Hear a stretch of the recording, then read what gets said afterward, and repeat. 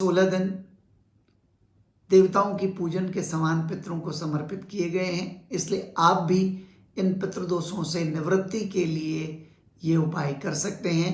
अगर आप किसी ब्राह्मण के द्वारा नहीं करा सकते तो बहुत सरल उपाय हैं, ध्यान से सुनें।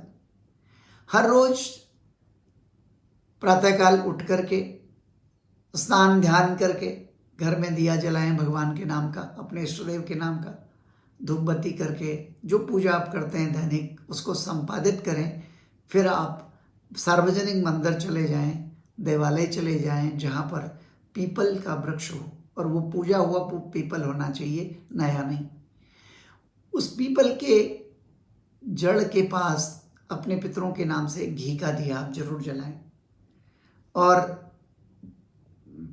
पितरों को याद करें कि जो भी आपके जाने अनजाने पितर हैं, आपके माता के पक्ष के और पिता के पक्ष के, और उनकी जो भी आपसे अपेक्षा हो उसके निमित्त आप उनके लिए ये स्वतः तर्पण कर रहे हैं और उनसे उनको मुक्ति मिले। आप घी का दिया जलाएं और फिर 1 लोटा जल ले लें और ये याद रखें कि घर से जो जल ले जाएं उसमें गंगा जल, 2 बूंद दूध, गाय के दूध की या कोई भी दूध की डालें, शहद की 2 बूंद और चुटकी भर जौ, तिल और चावल। संभव हो तो उसमें 1 कुशा का तिनका डाल दें, अगर नहीं संभव हो तो छोड़ दें। और उस जल को, उस लोटे को धीरे धीरे पीपल पर चढ़ाना शुरू करें, अपने पितरों को सिंचित करते हुए ओम पितृभ्यः स्वधा, ओम पितृभ्यः स्वधा, इस मंत्र को 8 बार, 11 बार, 28 बार आप बोलते हुए धीरे धीरे जल अर्पण करें। जल समर्पित करने के बाद आप उस पीपल की 4 बार परिक्रमा करें, धर्म, अर्थ, काम और मोक्ष की भावना से। इससे हमारे पितरों को सद्गति मिले और पितरों का आशीर्वाद हमें मिले, उनकी प्रसन्नता हो। उसके बाद आप 5 रोटी बना लें, घी और गुड़ के साथ लगा के 2 तो गाय को खिलाएं और 2 कुत्ते को खिला दें, 1 रोटी कौवे के नाम से निकाल दें। बाकी चींटियों को थोड़ा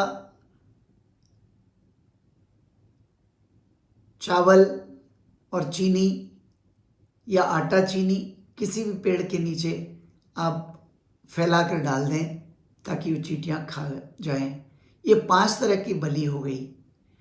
एक तो गाय के लिए आपने निकाली, और एक आपने कुत्ते के लिए श्वान बलि, और एक आपने काक बलि का कौवे के लिए निकाली, एक आपने ये पिप्पिलीदारी की अर्थात कीड़े मकोड़ों चींटियों के लिए निकाली, और एक बलि जो आप अपने भगवान को घर में भोग लगाते हैं, वो 5 बलियाँ हो गई। इससे आपका श्राद्ध कर्म पूरा हो जाता है। और ये 16 दिन तक आप नियमित करें, और एक अगर नहीं कर सकें, जितने दिन आप कर सकें उतने दिन करें।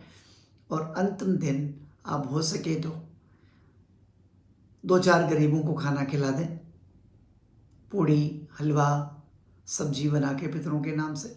ब्राह्मण को भी भोजन करा सकते हैं, और कुछ लोग ब्राह्मणों को कच्चा भी दे आते हैं, अर्थात थोड़े से चावल, थोड़े से चने की दाल और हल्दी मसाले का पैकेट, घी। तो इससे आपका पूरा श्राद्ध कंप्लीट हो जाता है और आपके जीवन में आने वाले सारी कठिनाइयों का अंत हो जाता है। ये एक रोचक चर्चा मैंने आपको बताई और आपके लिए आशा है बहुत उपयोगी साबित होगी। इसलिए आप इसका अनुशीलन जरूर करें, और आपको आगे भी हमारे द्वारा सरलतम उपाय प्राप्त होते रहें।